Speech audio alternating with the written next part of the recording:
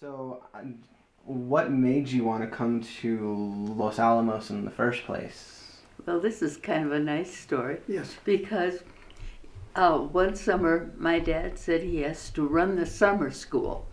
And normally we would go up to Minnesota and spend the summer at our lake cabin in northern Minnesota. And that was just tradition. But this summer we had to stay for 6 weeks or however long the summer school was in New Mexico.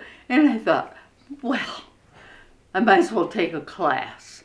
So the assistant superintendent of schools in Los Alamos was teaching the class I was taking. And when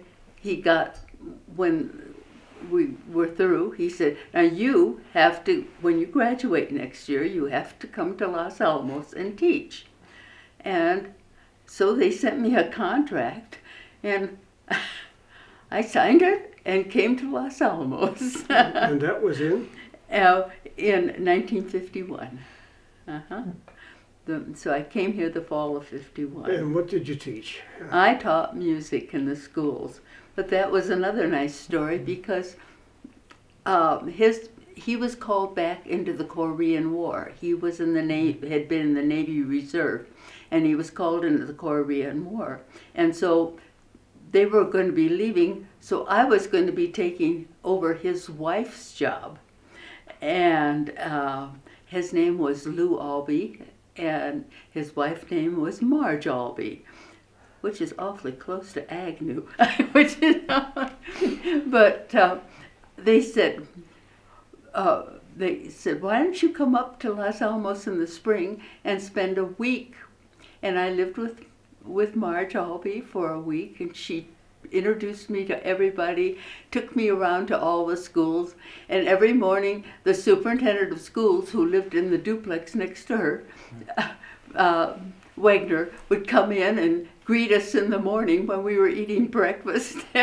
So I felt very familiar with this place. By the time I got here, I had a lot of friends already. So,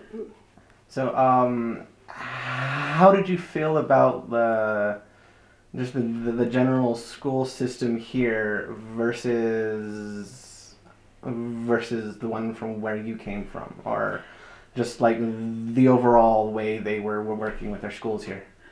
Oh, it was wonderful. We came up and we were all just out of college practically. It was an amazing thing. We all lived in this dorm, and we all had so much fun. And the kids were wonderful. The school was wonderful. We did a lot of It was just. And we used to say, they pay us. They pay us. It was an ideal situation.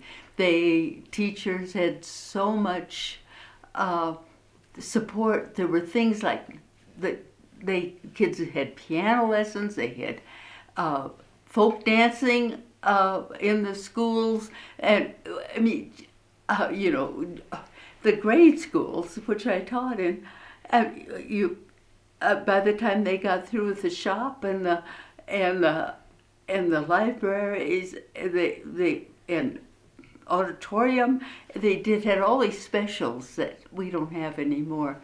But the teachers had plenty of time off to do their homework between when other people were taking over. And I don't think anybody had to do lesson plans at night. So we played charades. When you first came to Los Alamos, just in general, what was it like? Like, what was the town like when you first came here? Me? Yeah. Okay, well, you had to have a pass to get in. And if anybody came to visit you, you had to go. Nobody could surprise you. You had to make sure they had a way to get in. The dorm I lived in a priority dorm, and it was two um, 2 rooms with a adjoining bathroom, which was much superior to the other dorms that just had a community bathroom. So I shared a bathroom with my neighbor, and it had a huge room with a fireplace, and they supplied us with lots of wood so we could build fires at night in this common room down there, and my and we could cook. There was a little kitchen there, and we would always, somebody would cook supper, and they could invite anybody they wanted to come, and then everybody would just stay. And the dorm was really quite nice, and everything was close.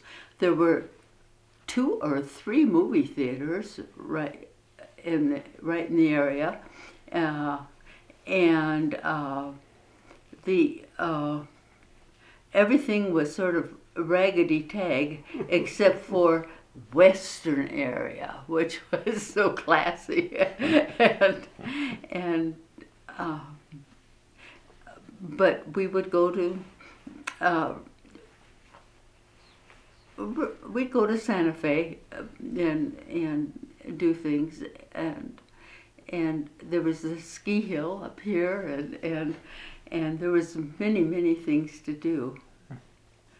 So it was a lot of fun. And then there was a civic club that was right next door to our dorm that served wonderful meals and had entertainment. The Blue Notes would play a lot there, and so that was fun. Any memories that you Oh, well, yes, I do. because Lou had played 36 holes of golf that day, and he was sunburned from head to toe. And I didn't know about didn't the know head to toe. but we went to the mixer, and one of his friends took my place card and put it next to him. And so that's how we originally met. And then afterwards, another couple that was already married that Lou knew from work said, "Why don't you come over for chocolate cake and milk?" And that says a lot about that time, doesn't it? Chocolate cake and milk. And so we went over there, and Lou asked me for 3 dates that night. And he denies it, but No, I don't deny he it. denies But, it. yeah, I was very happy, but she agreed, yeah. Yeah. Now, not usually very forward, but I realized I'd better act fast. Oh, Lou. There was competition. No.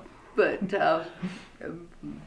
that's, and so then. And then, yes. And there was lots of activities in town. Uh-huh. Yes, young adults were just doing everything. We did, sometime early on, they had built a golf course, which was over in the northern area at that time, where there's a park now. And of course, the skating rink, without the refrigeration was there. It didn't have that, I think. And there was a choral society. Kay Manley was the director.